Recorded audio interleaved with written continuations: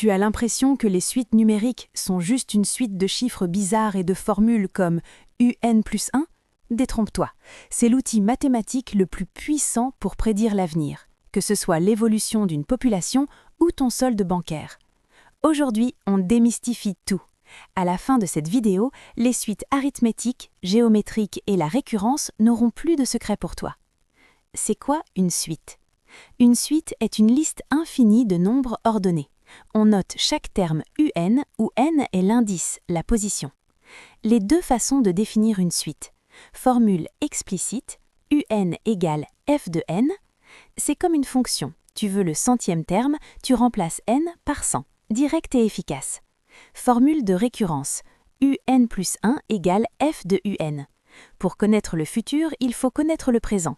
C'est un saut de puce d'un terme à l'autre. Les deux stars du bac. Suite arithmétique et géométrique.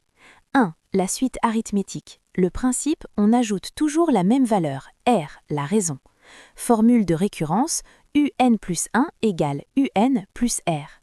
Formule explicite, UN égale U0 plus N fois R. C'est comme monter un escalier, chaque marche à la même hauteur. 2. La suite géométrique, la multiplication.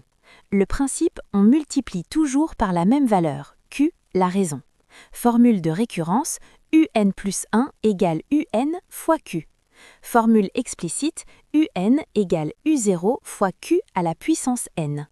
Elle est utilisée par exemple dans le calcul des intérêts composés ou la propagation d'un virus.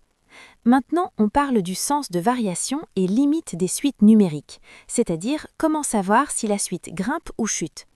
Méthode universelle. Étudier le signe de UN plus 1 moins UN. S'il est positif, la suite est croissante et vice-versa. On peut poser la question, que se passe-t-il quand n devient géant ?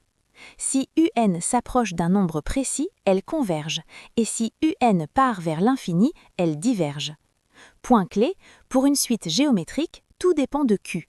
Si la valeur absolue de Q est inférieure à 1, la suite finit toujours par s'écraser vers 0.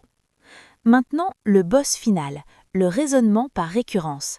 Le principe, on vérifie que c'est vrai pour le premier domino, souvent n égale 0. Puis, on suppose que c'est vrai pour le rang k, et on prouve que c'est l'est alors pour le rang k plus 1. Et on conclut en disant, par le principe de récurrence, c'est vrai pour tout n. Et voilà, voici un récapitulatif. Retiens bien, explicite versus récurrence, l'escalier versus le multiplicateur et les dominos pour la preuve. Et voilà, si ça t'a aidé, lâche un pouce bleu. Télécharge la fiche récapitulative en description.